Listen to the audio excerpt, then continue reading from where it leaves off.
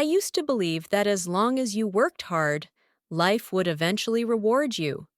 Maybe not immediately, maybe not fairly, but eventually. That belief stayed with me for most of my 20s. I wasn't reckless. I didn't quit jobs impulsively. I didn't gamble with my future. I did what people told me was right. I studied. I worked. I stayed late. I said yes more than I said no. And for a while, it looked like it was working. Until one ordinary night changed the way I looked at everything. I wasn't crying. I wasn't panicking. I was just sitting on my bed, phone in my hand, scrolling without thinking. Then I opened my banking app. Not because I was worried, not because I expected bad news. It was just a habit. And that's what made it worse. The number on the screen didn't scare me at first. I stared at it like you stare at something unfamiliar. It felt wrong, incomplete. I refreshed the page, same number. I closed the app, opened it again, still the same. That was when it hit me. I counted backward in my head. Rent, utilities, food, no vacations, no emergencies, no just in case. If nothing changed, I had exactly 1 month left. 1 month of rent. I didn't lose my job that day. That had already happened weeks earlier. The company called it restructuring.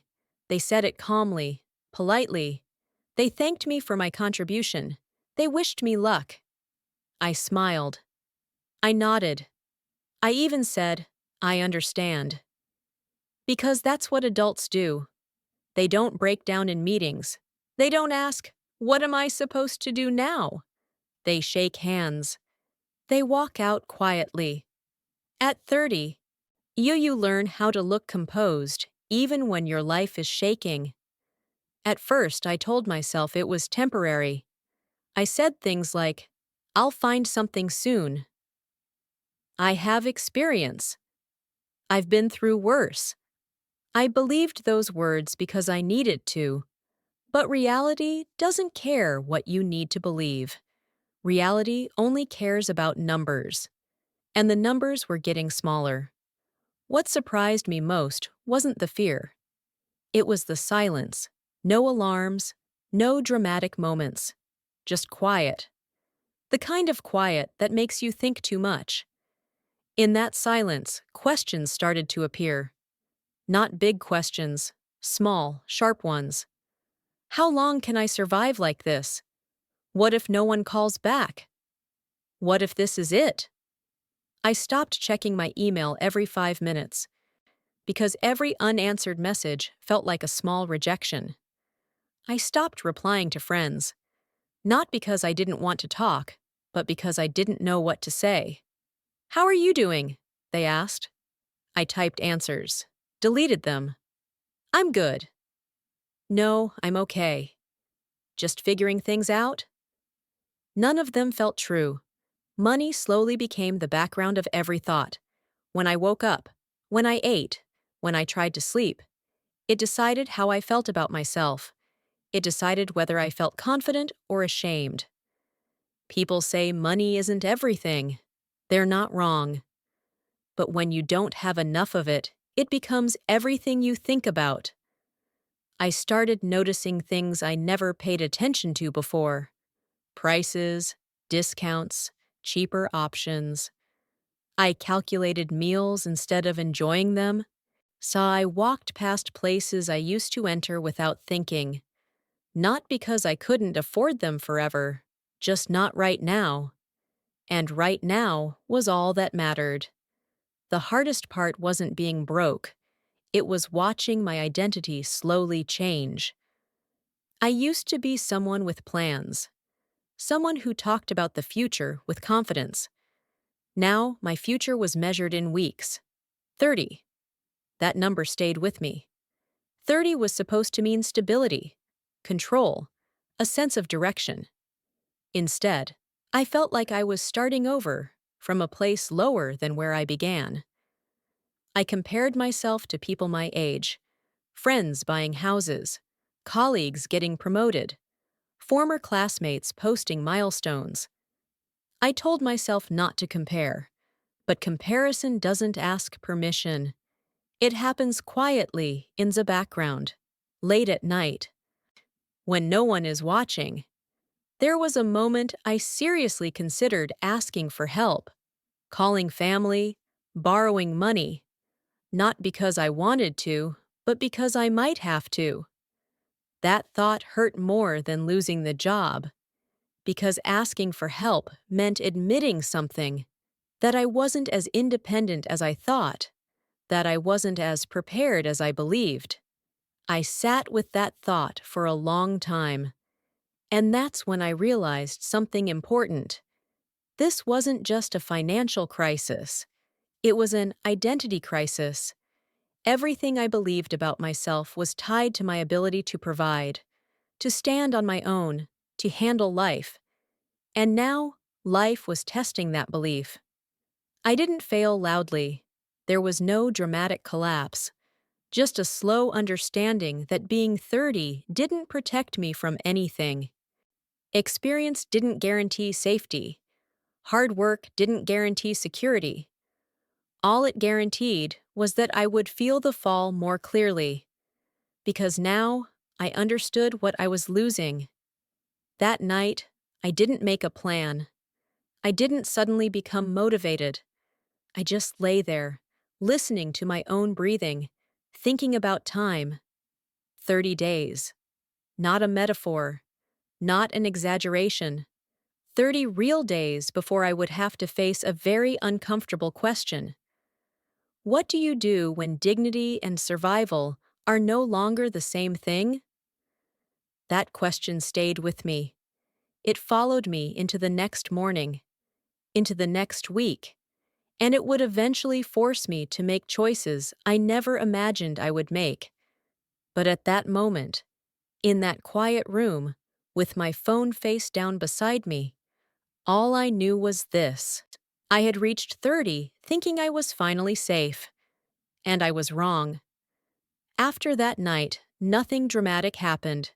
No sudden disaster, no eviction notice, no phone call that changed everything. Life continued, and that was the most unsettling part. I woke up the next morning and the world looked exactly the same. The same sunlight through the window, the same street noise outside, the same routine waiting for me. Except I wasn't the same person anymore. The first thing I did was check my phone. Not messages, not emails, my bank account. It became a reflex. Every morning, every night, sometimes in between. As if staring at the numbers could make them grow. They didn't. Time started to feel different. Days weren't units of life anymore. They were expenses.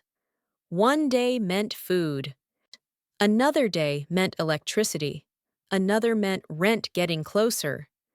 I began counting everything. Not just money, confidence, patience, pride. Those were decreasing too. People say money problems only affect your wallet. They're wrong. Money problems crawl into your thoughts. They sit beside you when you eat. They lie next to you when you try to sleep. They ask questions you don't want to answer. Should I go out today or save the money? Should I reply to that message or avoid the conversation?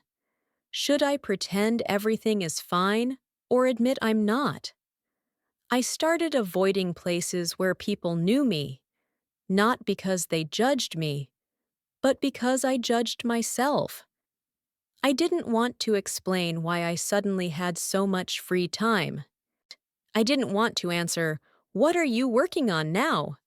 That question felt harmless when I was busy. Now it felt dangerous. So I stayed home.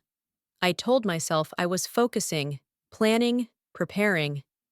But deep down, I knew I was hiding. The hardest conversations were the imaginary ones, the ones I rehearsed in my head. What I would say if someone asked for help. What I would say if someone offered help.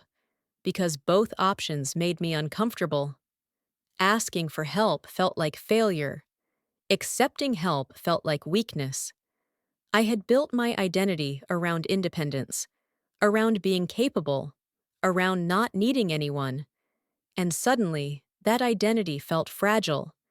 There was a moment I considered taking any job, not a job related to my field, not a job I was proud of, just something that paid, something that bought time. But even that decision came with resistance, because my ego had its own opinion. It reminded me of who I used to be. It whispered things like, "You're better than this. You didn't work this hard to end up here." My ego didn't care that rent was due. My ego didn't care that savings were shrinking. It cared about image, about status, about not falling too far. And that was when I realized something uncomfortable. Money wasn't just controlling my choices, it was controlling how I saw myself. When I had enough of it, I felt calm. When I didn't, I felt exposed, like everyone could see through me, even when no one was looking. I started measuring my worth in very quiet ways. How confident I sounded on phone calls. How relaxed I looked around other people. How often I laughed. Everything became performance. I was acting like someone who still had control, but control is expensive, and I couldn't afford it anymore. One afternoon, I sat at a cafe and watched people order. Some didn't check prices.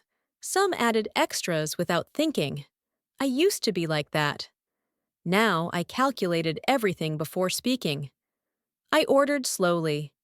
I chose carefully. And when the bill came, I felt relief instead of enjoyment. Relief that I didn't overspend. Relief that I stayed within limits. That feeling scared me, because it meant my world had become smaller, not just financially, emotionally. I stopped dreaming far ahead. I stopped asking big questions. My focus narrowed to survival. And survival does something strange to your pride.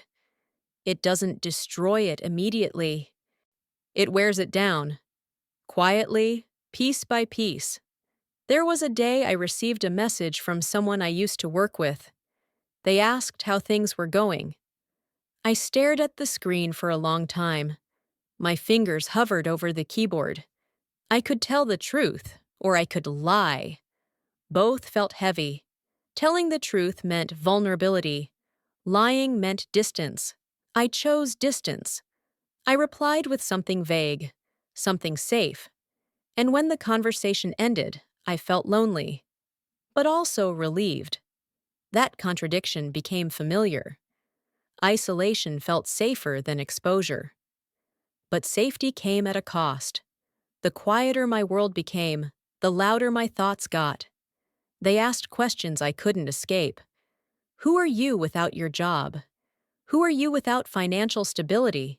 See, who are you when you can't provide the life you imagined? Those questions didn't demand answers. They just stayed. And staying was enough to hurt. One evening, I laid everything out: expenses, deadlines, remaining money. I wrote numbers down. Seeing them on paper made them real. And reality is harder to ignore when it's written in ink. I realized then that I was approaching a line, not a dramatic one, a quiet one, the line between maintaining dignity and ensuring survival.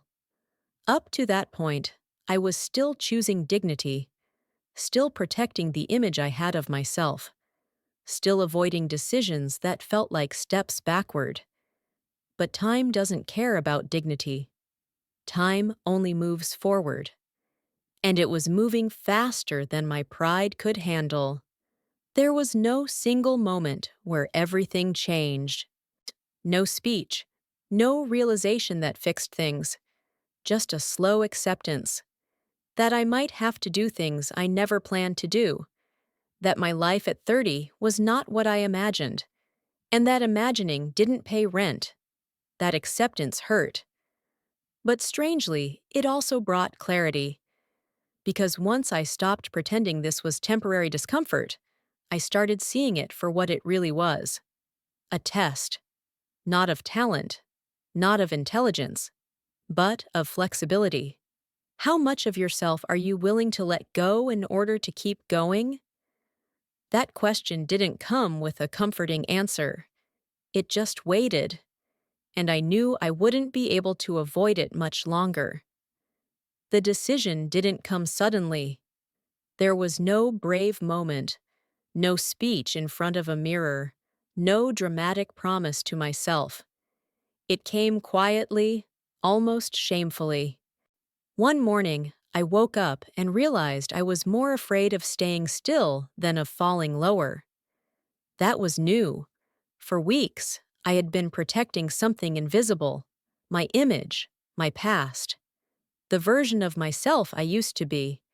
But protecting it was costing me time, and time was the one thing I could no longer afford. I opened my laptop, not to search for the perfect opportunity, not to wait for the right role. I searched for work, any work. That sentence felt heavy in my chest, because any work meant letting go of an idea I had held onto for years. The idea that progress is always upward, that careers move in straight lines, that effort guarantees momentum. Reality didn't agree. Reality was messy, unfair, unimpressed by my resume. I sent applications to places I never imagined I would. Jobs that didn't match my experience. Jobs that paid less than I once earned. Jobs I used to scroll past without thinking. Each click felt like a small admission, an admission that I was no longer choosing. I was responding. Waiting for replies felt different this time. Before, I waited with confidence, with expectation. Now, I waited with humility. Every email notification made my heart jump. Not because I was excited, but because I needed it. Needing something changes how you approach it. It changes how you speak, how you present yourself, how much you're willing to accept. I lowered my expectations. Then I lowered them again. And when the first offer came, I didn't celebrate. I stared at the screen and felt something unexpected: relief, mixed with grief. Relief because money would start coming in again. So grief because this wasn't the life I thought I would be living at 30. The job wasn't glamorous. It wasn't impressive. It didn't impress anyone. It impressed my landlord. It impressed the grocery store. It impressed the part of me that needed to survive. The first day, I felt out of place, not because people were unkind, but because my ego kept whispering comparisons. You used to do more than this. You used to earn more than this. You used to matter more than this. I tried to silence that voice, but it followed me. It followed me through simple tasks, through long hours, through moments where I felt invisible. I was no longer the person people asked for advice. I was the person trying not to make mistakes. And that shift hurt more than I expected. But something else happened too. Something quieter. I noticed I was learning again. Not new skills, not impressive knowledge, but humility. I learned how to show up without needing recognition. I learned how to finish a day without applause. I learned how to measure success in survival, not validation. Money started coming in. Not much, not enough to relax, but enough to breathe, enough to buy time. Time to think, time to recover, time to plan beyond tomorrow. That was the real gift, not the paycheck, but the pause it created.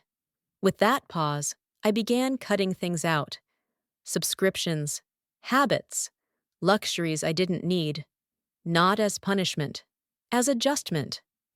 I learned how much of my old life was built on assumptions that money would always be there, that opportunities would always come. That stability was permanent. None of that was guaranteed.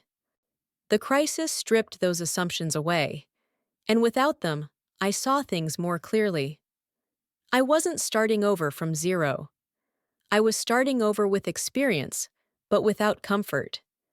That combination was uncomfortable, but powerful, because experience without comfort forces honesty. I stopped pretending I was above certain kinds of work. I stopped attaching my worth to job titles. I stopped waiting for life to return to normal. Normal was gone, and chasing it was pointless. Instead, I focused on movement, small steps, consistent effort, no shortcuts. There were days I felt embarrassed, days I avoided eye contact, days I wished no one would ask what I was doing now. But there were also days I felt proud. Not because I was succeeding, but because I was enduring. That pride was quieter, less visible, but deeper. At 30, I learned something no one teaches you. Sometimes progress looks like regression. Sometimes the strongest decision is choosing to stay afloat instead of trying to look impressive. I wasn't rebuilding my dream.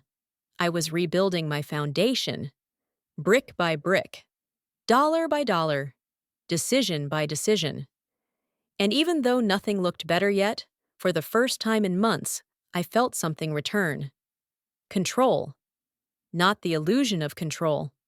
Not confidence based on comfort, but real control.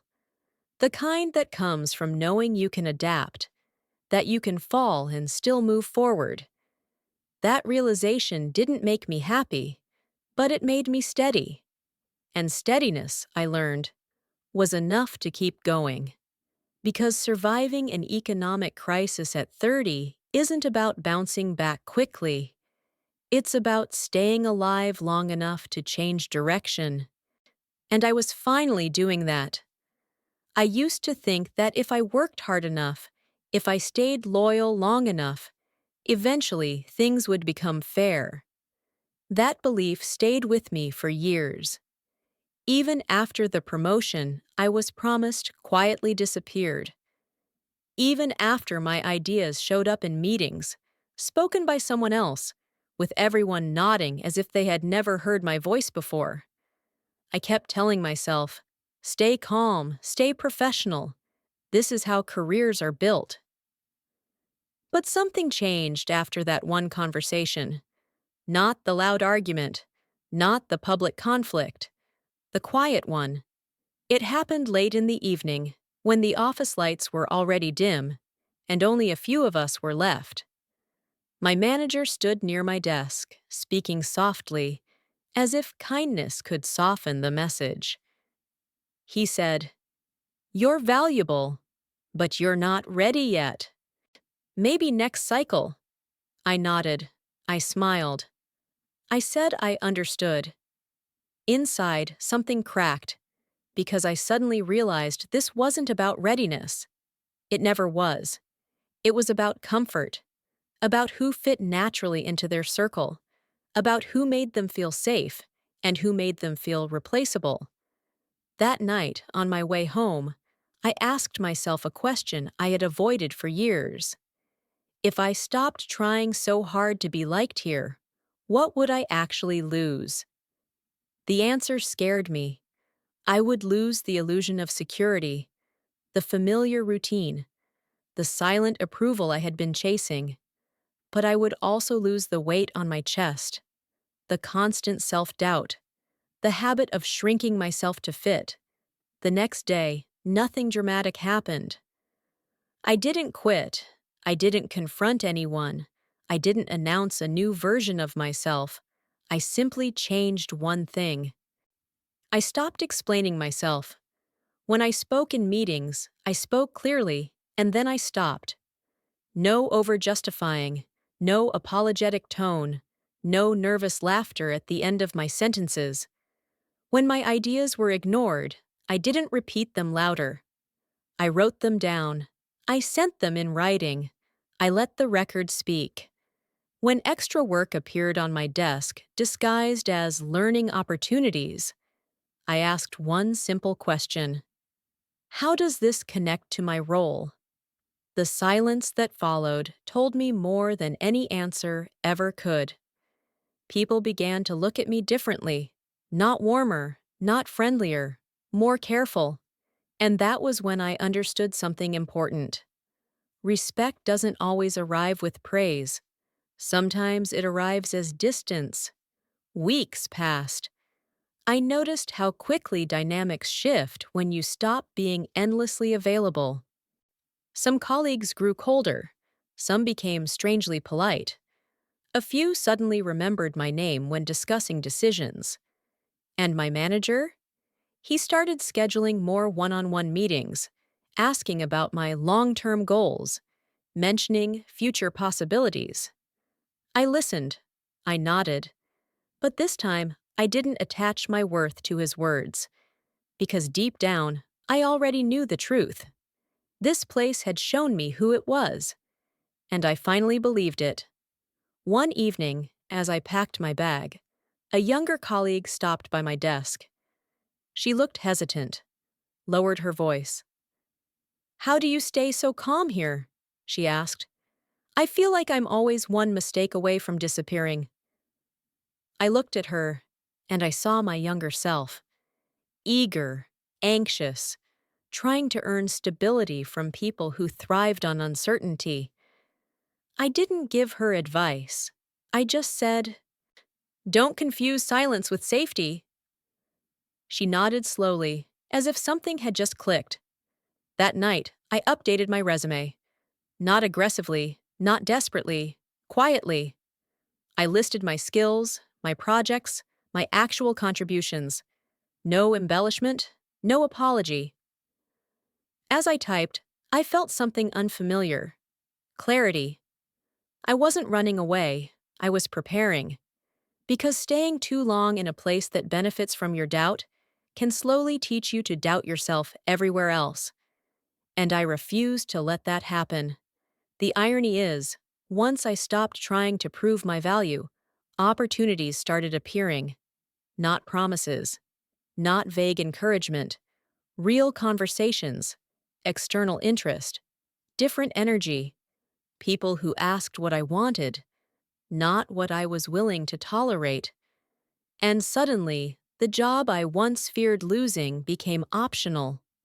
That's when power quietly returns, not as revenge, not as loud success, but as choice.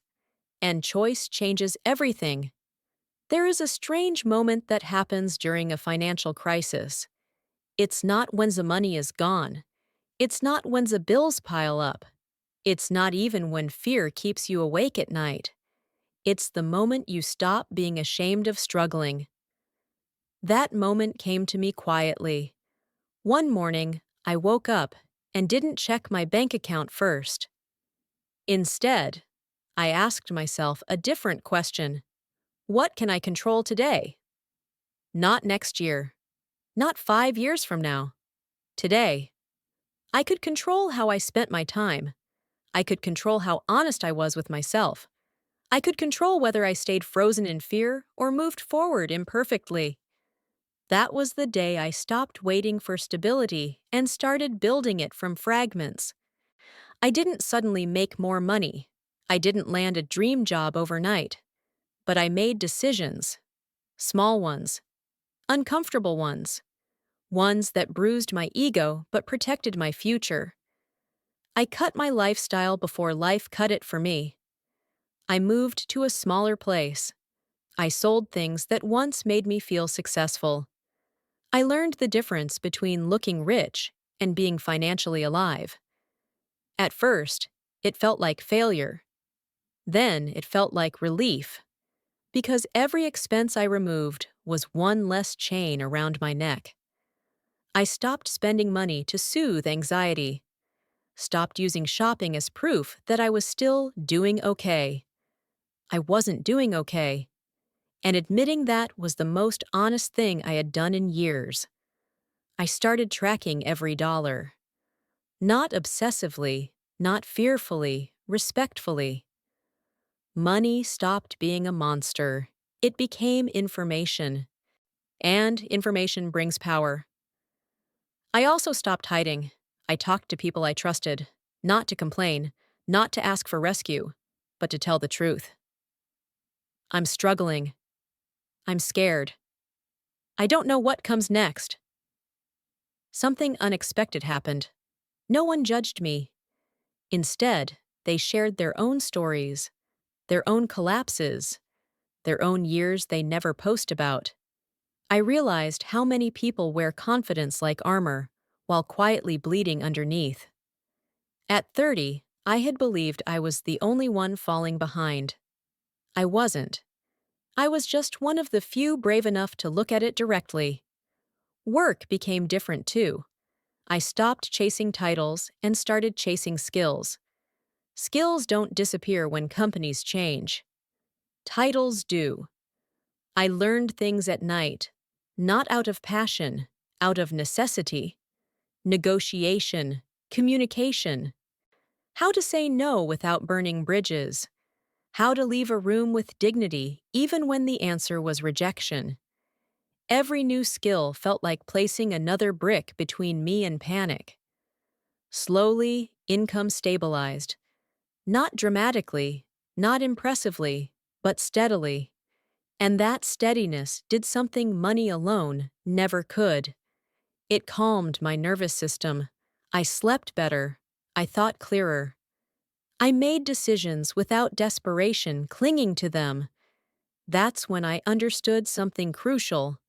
Financial recovery is not just about numbers, it's about identity. I had to let go of the version of myself who believed worth came from approval, from promotions, from external validation. That version kept me trapped. The new version was quieter, less impressive, but far more grounded. This version asked better questions. What kind of life do I want? What am I willing to sacrifice for peace? What does enough actually look like? Enough is a powerful word, because once you define it, you stop running endlessly. Months later, when things finally stabilized, people began saying things like, "You handled that so well. You're so strong." I could never survive something like that. I smiled. They didn't see the nights I stared at the ceiling, counting expenses instead of sheep. They didn't hear the arguments I had with myself about quitting, about giving up, about choosing comfort over courage. Strength didn't arrive as confidence. It arrived as persistence. Quiet, uncelebrated, unattractive persistence. Looking back, the crisis didn't ruin my life. It stripped it. It removed illusions, exposed fragile structures, forced me to rebuild intentionally. At 30, I learned that money is important, but clarity is priceless. That stability built on fear will always collapse, and that the ability to start again, without self-betrayal, is a rare kind of wealth. If you're listening to this while standing inside your own financial storm, I won't tell you it gets easy, but it does get clearer.